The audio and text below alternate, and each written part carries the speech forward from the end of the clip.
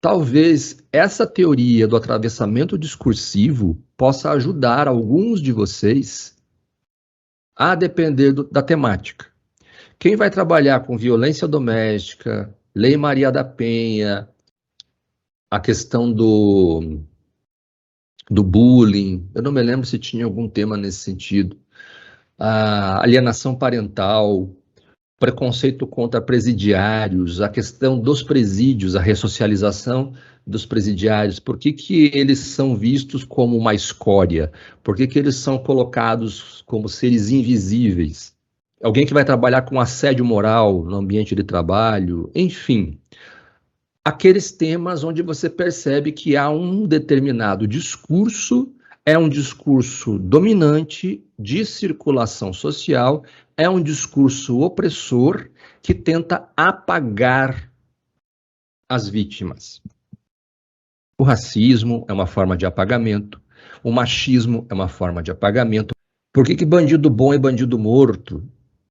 Até falei para vocês, né? Quem é o dono desse discurso? É o Bolsonaro? Não. Ele já nasceu num mundo, assim como nós, ele já nasceu num mundo pré-discursivo. Um mundo onde já havia o discurso. Os discursos de circulação social, vulgo, senso comum. Lugar de mulher no tanque, né? Olha aí o machismo, a misoginia. Mulher no volante, perigo constante, misoginia. Prefiro um filho bandido que um filho viado, homofobia, né? Mulher gosta de apanhar, discursos machistas, discursos misóginos. Quem repete, quem replica, quem profere esses discursos, nasceu com esses discursos? Óbvio que não. Em algum momento da sua historicidade, eu já vou explicar no slide que vem depois desse, o próximo, algum momento nós fomos atravessados por determinados discursos, a depender do local onde nós nascemos, do lugar, do ambiente, a casa, a vizinhança, os amigos da escola, os amigos da rua, os amigos da faculdade, em que nós vamos sendo atravessados por discursos. Porque nós nascemos num mundo pré-discursivo. Nós somos colocados aqui, imagine então, você sai daquele lugar maravilhoso, quentinho, é colocado aqui como se fosse um pacotinho de carne, totalmente 0 quilômetro. Não tem nada, você não tem nada, não tem discurso nenhum, porque você ainda não foi assujeitado. O que é ser assujeitado? Ser assujeitado é ser atravessado pela linguagem. Quando a gente nasce, nós somos um indivíduo. O que é um indivíduo? Um ser. Eu não vou dizer coisa para não ficar pejorativo, mas é um serzinho vazio. Alguns dizem que não, alguns dizem que nós temos já os inatismos, né? Segundo os cartesianos, nós trazemos os inatismos, que seriam aí tendências herdadas dos nossos pais. Quando a gente fala assim, fulano puxou o pai, fulano puxou a mãe, fulano tem o mesmo jeito de falar ou de pensar da avó, do avô, não sei o quê. E outros dizem que não. O Francis Bacon, por exemplo, ele dizia que nós somos uma folha de papel em branco. E que ao longo da vida nós vamos escrevendo, através das experiências, nós vamos escrevendo essa folha de papel. Independentemente disso, vamos trabalhar com a hipótese de que nós somos aí seres que não têm nada. Somos aí um pacotinho vazio. Um HD formatado, tá, para receber informações. Como é que a gente começa a receber essas informações? Pelo toque, porque nós ainda não podemos ver, nós não podemos distinguir quem são as pessoas. De acordo com Lacan, que é um outro psicanalista, quando a criança nasce, ela acha que tudo que está em torno dela é o corpo dela. Então, se ela vê o movimento da mãe, o movimento do pai, o movimento de pessoas, ela acha que aquilo tudo é ela. É um corpo só. É como se fosse uma gravidez extrauterina. Ela não interage com o mundo, porque ela acha que o mundo é ela.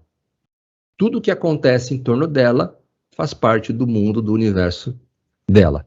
Se você colocar uma criança diante do espelho, ela vai perceber que ali tem uma criança, mas ela não se reconhece e ela acha que aquilo também é uma continuação do corpo dela. O todo, ela faz parte desse todo. Aos poucos, à medida que ela vai se desenvolvendo, por volta de 1 ano, mais ou menos, isso segundo Jacques Lacan. Por volta de 1 ano, se você colocar a criança diante do espelho, ela vai reconhecer um outro. Ela já vai começar a identificar que aquele é um outro, não é ela. Então ali tem um outro, mas ela não se reconhece. Quando ela está por volta de 1 ano e 6 meses, 18 meses de vida, a mãe coloca ela diante do espelho. Aliás, quem for mãe nova aqui, faz esse teste, faz essa experiência de 6 em 6 meses, colocar a criança diante do espelho. Depois de 1 ano e meio, ela olha no espelho e ela se reconhece. Então, naquele momento, ela percebe, esta sou eu. E até fala para a mãe, mamãe, sou eu no espelho, e aponta para o espelho. Nesse momento é que nasce a consciência nessa criança de que ela é um ser separado do resto do mundo. Que ela não faz parte, o mundo, perdão, não faz parte dela. Ela está dentro do mundo. Por que ela tem essa percepção de que o mundo faz parte dela? Quando ela chora, por exemplo, com fome, acontece alguma coisa, se aproxima uma pessoa, ela sente o calor, coloca lá a mamadeira na boca dela, que ela não sabe o que é, ou o peito, e aquilo faz com que ela pare de chorar. Quando ela tem cocô, quando ela tem xixi, vem alguém e troca. Ah, melhorou. O que é isso tudo? Não sei, é alguma coisa que basta eu chorar, vem e acontece, melhora. Então, a minha forma de ser atendida enquanto um ser no mundo é chorar. Eu choro, basta eu chorar e acontece alguma coisa que eu não sei explicar o que atende às minhas necessidades. Ela acha então que o mundo gira em torno dela, né? E com o tempo ela vai percebendo que não, que há outros no mundo além dela. Durante esse período que a gente chama aí de historicidade, que é o momento em que a criança, todos nós nascemos e nós vamos até o fim da vida, nós nos transformamos de indivíduos em sujeitos. O que é indivíduo? Indivíduo é aquele que não tem nenhum tipo de bagagem psíquica. Nada foi colocado diante dele, porque ele nasceu já assim. É o momento que nós nascemos, nós somos então indivíduos. Mas quando a criança tem 1 mês ou 2 meses e a mãe e a criança sorri, a mãe diz assim: olha, tá sorrindo para a mamãe, tá olhando para a mamãe, não tá olhando coisa nenhuma, não tá sorrindo para a mamãe coisa nenhuma, lamento dizer. Ela tá sorrindo porque ela tá achando engraçado esse mundo todo que é ela. Ela sente cócegas porque é o mundo que é ela. Ela está escutando sons que fazem com que ela ria, mas ela não está reconhecendo absolutamente nada nem ninguém. Ela não distingue pessoas, ela não distingue coisas, ela não distingue animais, porque tudo é uma coisa só. Então ela é um indivíduo e assim vai até o momento em que ela é atravessada pela linguagem, a linguagem.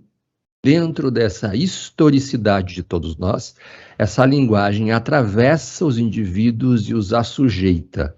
O que é assujeitar? Nos torna sujeitos. O que é tornar-me um sujeito? É me conceber um eu. Agora sou eu no mundo.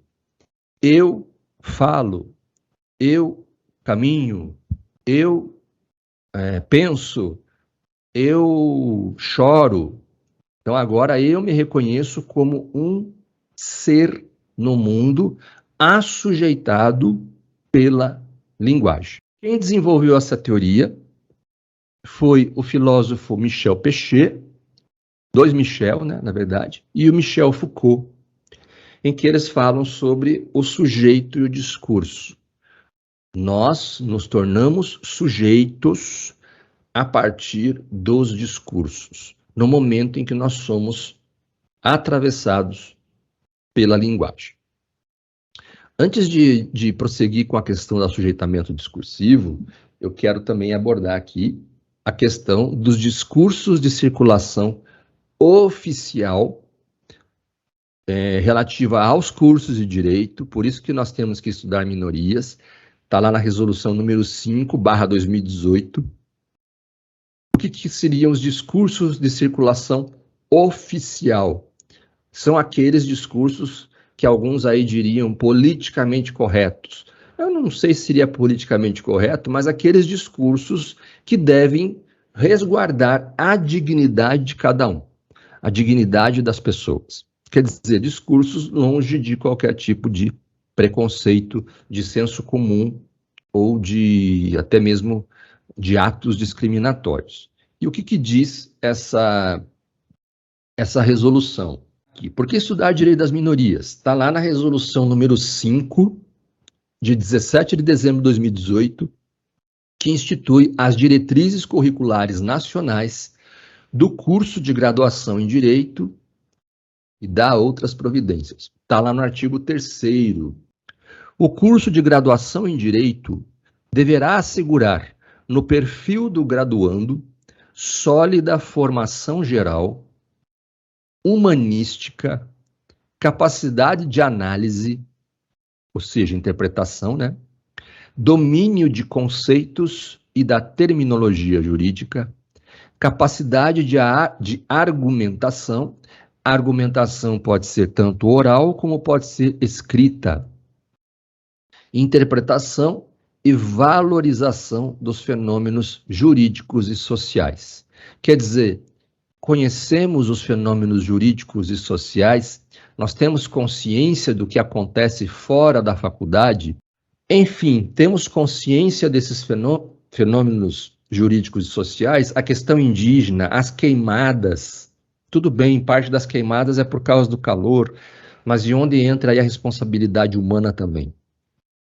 Além do domínio das formas consensuais de composição de conflitos, aliado a uma postura reflexiva e de visão crítica.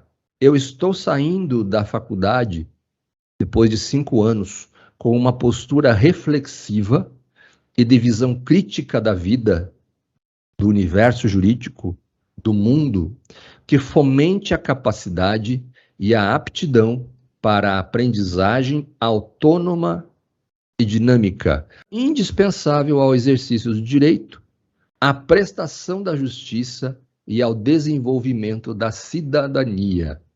Então, essa resolução, no seu artigo 3º, é esse tipo de bacharel ou bacharela que as faculdades devem colocar no mercado de trabalho. Então, são conscientes principalmente dessa visão humanística. Minorias, direitos humanos, tem tudo a ver com visão humanística de mundo, né? A questão da hermenêutica, da interpretação, a interpretação não da norma somente, não das súmulas somente, mas de todo o arcabouço jurídico, que eu possa extrair desse arcabouço aquilo que eu preciso para defender uma pessoa, para acusar uma pessoa, acusar aí no sentido dentro do devido processo legal, óbvio, né? Então, formar alguém reflexivo, um futuro bacharel reflexivo. Como que se dá o atravessamento discursivo?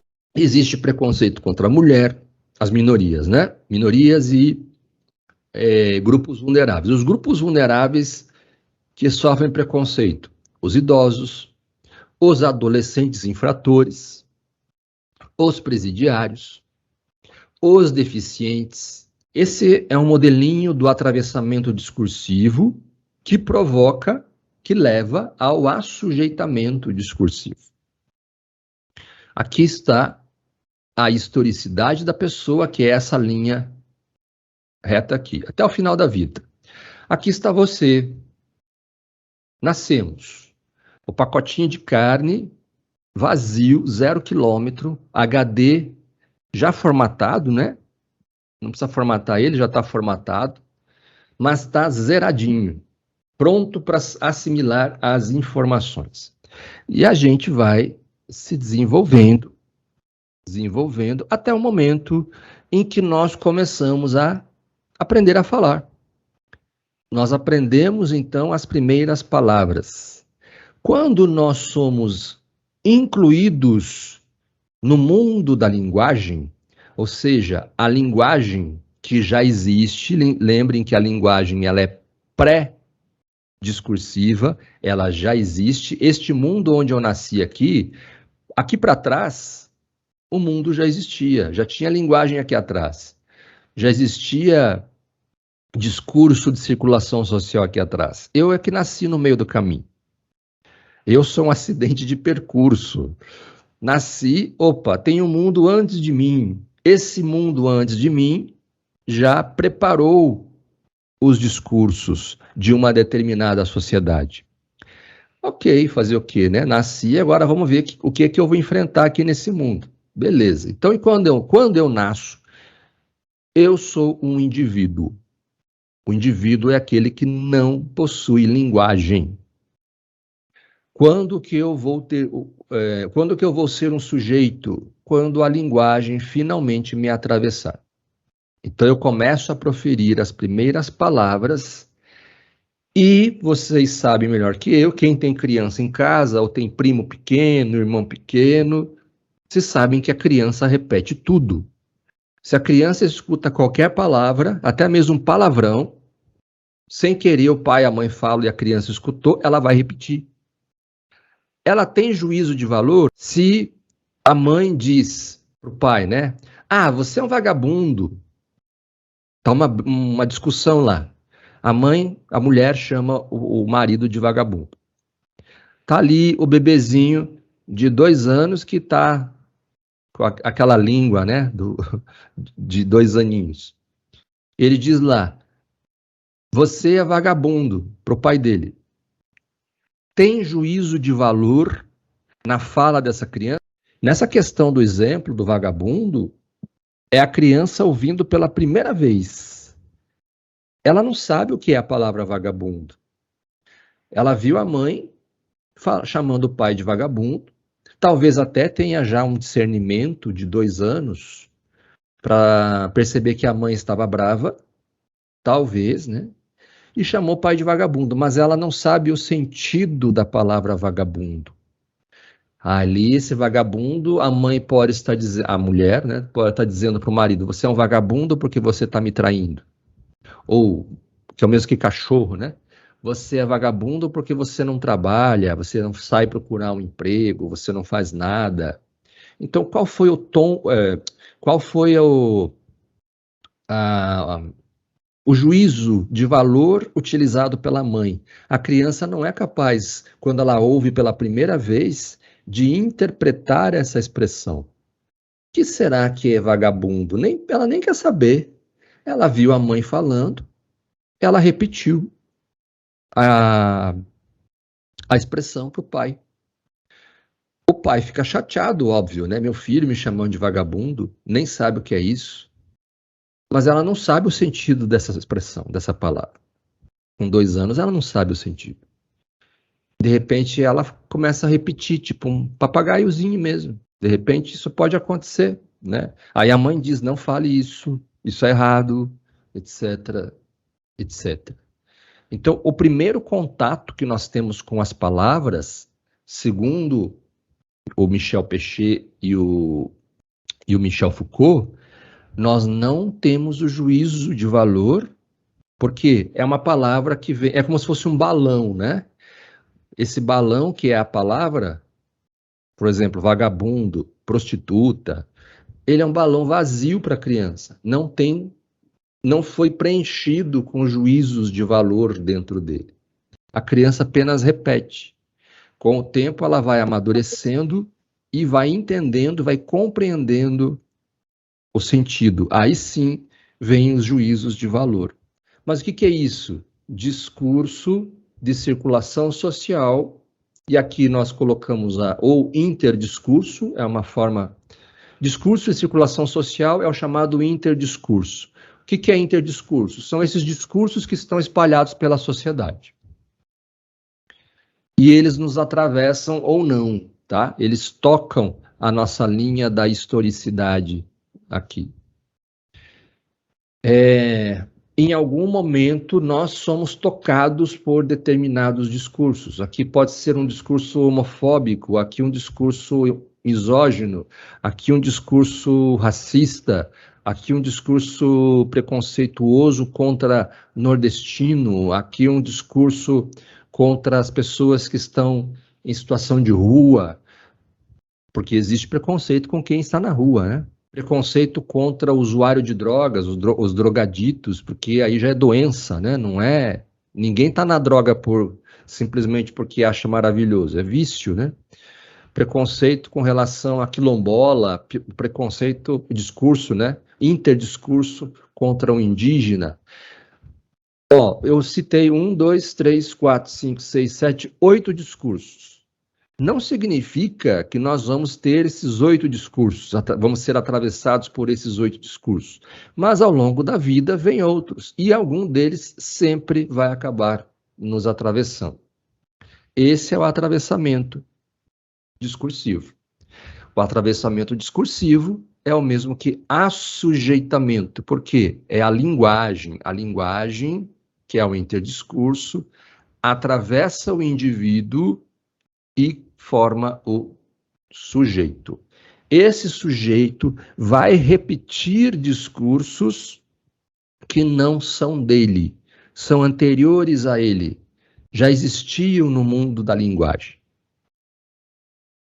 Qual é aí a tarefa, de acordo com a resolução, né? Essa resolução aqui, número 5, a tarefa tanto dos professores quanto dos próprios alunos, né?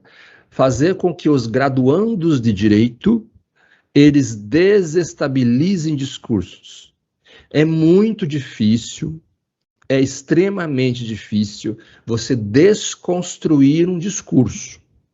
Principalmente se for um discurso que você está cristalizado em você desde a adolescência, por exemplo. Agora, você pode desestabilizar o discurso. O que é desestabilizar o discurso? Vamos imaginar que eu sou preconceituoso e discriminador. Então, eu sou racista. Faz de conta que eu tenho um preconceito, um pensamento racista e, ao mesmo tempo, eu pratico o racismo. Discrimino. É aquele racismo velado. Vou fazer uma festa de aniversário, no meu trabalho tem 5 pessoas que trabalham comigo, eu digo que só vou convidar os amigos do trabalho, 4 deles são brancos, 1 é preto. O preto eu não convido. E ele fica sabendo que eu convidei os colegas de trabalho. Ah, ele não me convidou, então ele me discriminou, porque eu sou preto, pode ser. Esse discurso, né, que é esse preconceito e essa discriminação, ela nos acompanha por muito tempo, até o momento em que você começa você é quem tem que querer desestabilizar tais discursos. E é uma tarefa individual e é uma tarefa difícil. Façam aí um exame de consciência de quem eram vocês quando entraram na faculdade, os discursos que vocês trouxeram contra a pessoa gorda, gay, negro, indígena, quilombola, não importa. Qualquer pessoa, qualquer preconceito que vocês trouxeram quando entraram na faculdade, e se hoje vocês saem da faculdade com uma outra visão. Esses discursos desestabilizados. O que seria desestabilizar? No exemplo que eu usei, eu tenho preconceito e discriminei o colega de trabalho. Tá, como é que eu desestabilizo? eu não falo e também não faço mais. Eu não falo no sentido de discriminar e nem ajo mais de forma discriminatória. Eu posso não gostar, mas aí eu vou guardar isso para mim e não vou mais botar para fora. Já é um grande começo. A pessoa racista que pratica o racismo chega um momento da vida em que ela diz: não, isso é errado, eu sei, eu não gosto, mas eu tenho que ter tolerância. Tolerância não, né? Tinha que ter vergonha na cara, na verdade, né? Mas aqui estou pensando como um racista. Eu tenho que ter tolerância, tenho que ter paciência, o mundo é assim mesmo, não vou mudar o mundo, então eu só não vou falar mais, vou ficar na minha. Pronto, já desestabilizou o discurso. Aquele que desconstrói é muito mais difícil. É muito mais difícil. Você passar 30 anos acreditando, tendo uma crença falsa sobre alguma coisa, e você, da noite para o dia, você parar, você desconstruir essa crença. É extremamente difícil isso acontecer. Vocês fazem aí um exame de consciência. Aqui, os grupos vulneráveis e as minorias sociais, a gente já adiantou na aula passada, né? Quem são aqui os grupos vulneráveis? Presidiários, mulheres, deficientes, criança e adolescente, idosos e consumidores. Quais são as características deles? 1. A ausência de sentimento de solidariedade. O que é essa solidariedade? Os grupos percebem, sim, e eu tenho um asterisco aqui porque é exceção, tá? Os presidiários têm um sentimento de solidariedade quando eles percebem que as condições nos presídios não são humanas, são desumanas. Aí vem o quê? Vamos queimar colchão, vamos fazer rebelião. A gente quer um tratamento melhor, conforme prevê a lei de execução penal. As mulheres, elas se unem para reivindicar direitos. Então há uma coesão, é como se fosse uma cola social. Ou como é um grupo, né, específico, né, as mulheres não é sociedade, uma cola comunitária, da comunidade feminina. Então, a comunidade feminina tem essa cola que é a solidariedade. Então, vamos nos unir para lutar pelos nossos direitos. Há uma consciência de que precisam ter seus direitos. Se não existem, esses direitos devem estar previstos e, quando previstos, devem ser efetivados, tanto os presidiários quanto as mulheres. Solidariedade. Não existe sentimento de solidariedade entre deficientes, entre criança e adolescente, idosos e consumidores. Vocês não veem passeatas desses grupos vulneráveis. Vamos dizer assim, que o sentimento de solidariedade entre deficientes ele existe nas Paralimpíadas. É um momento de confraternização, mas isso não significa aí as características inerentes a grupo vulnerável. O grupo vulnerável é aquele que forma, por exemplo, unem, né, fazem aí protestos, reivindicam direitos. Se os direitos já existem, eles se unem, vão lá exigir na porta da prefeitura, na porta da Assembleia, na porta do Palácio do Governo, na porta lá no Palácio do Planalto. Queremos os nossos direitos efetivados, etc. Não tem. O que existe são ONGs. Existem aí os grupos institucionalmente criados. A criança e adolescente é a mesma coisa, o idoso e os consumidores também. Proteção formal estatal, existe a proteção do Estado.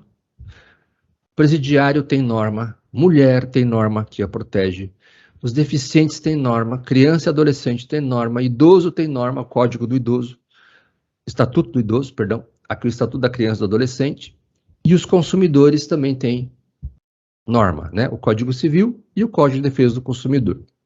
Então, o Estado já criou legislação específica para eles. Porém, não existe o quê? Efetividade. Ou é pouca efetividade. Tem um conteúdo material, ou seja, o conteúdo legal, o conteúdo legislativo. mas com pouca efetividade. A ausência de produção cultural, aquilo que nós conversamos. Os presidiários não têm a cultura dos presidiários. As mulheres não têm a cultura das mulheres. As mulheres agora vão se unir e fazer uma nova dança de libertação da mulher. O presidiário vai fazer... Ele, coitado, nem consegue sair do presídio para fazer protesto, nem tem como, né? Não existe. Deficiente não tem cultura. Não tem, perdão, gente, não produz cultura. Tem cultura, não produz cultura. Criança e adolescente, muito menos. Os idosos, muito menos. E os consumidores, muito menos. Sem consciência de seus direitos. Não vale esse 4 para os presidiários, para as mulheres, no sentido de que eles também são minorias e eles possuem norma, né? Esse sem consciência de seus direitos sem consciência de que os direitos existem, mas não são efetivados. Eles têm consciência de que precisam da proteção estatal, precisam de normas que os protejam, esse conteúdo material, têm consciência que existe, mas eles não têm consciência da reivindicação.